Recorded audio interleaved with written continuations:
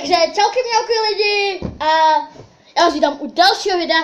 To bude netradiční video, nebude to moc vtipný, možná bude, já nevím, záleží jak budu retardovaný dneska tady. A taky retardovaný nemůžu být sám, musím to mít špíňase!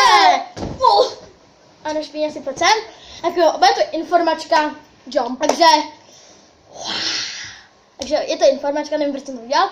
Myslím, že jsem king asi. No, takže informačka. Co na tomhle, na tom, ne, no, já jsem poděl.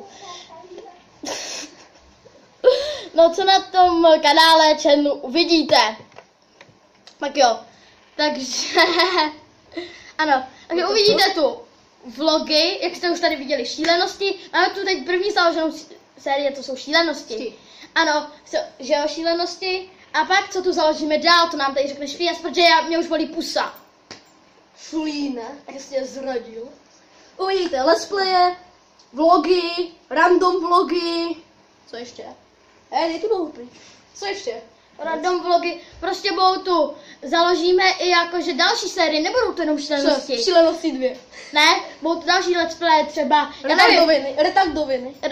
Ne, jo, ne. Prostě se to rozvíjíte, my nám to teď nebudeme říkat.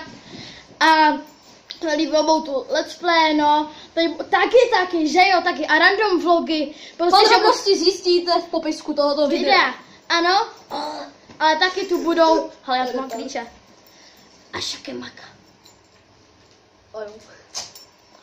Musíš trošku. A on je tady bude teď upravovat na videu.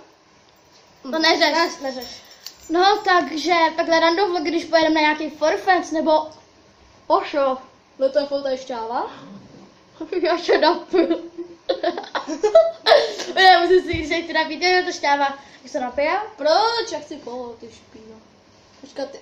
Sakra, to mám jak dlouhý. Prostě se napij přes to. Tak jo. Už jde.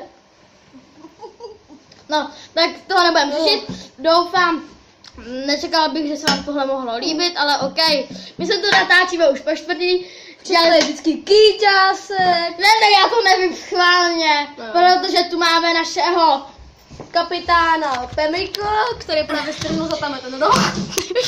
Takže já to ukážu. To se nevypneš, ty špíno. On tam není vidět, ale OK. Tak pojď nám to teď zdrhnul náš technik Chmelda. Zajímá. No tak voda za ně. Tak jsem tu zůstal sám. Tak jsem tu zůstal sám. A doufám lidi, počkej, jsem kameru tady dal blbě. Takže doufám, že se vám toho líbilo video. Nebylo moc vtipný, já vím, ale doufám, že příště, že si dáte like. No tak, ho zamorduju. Na vlastní oči!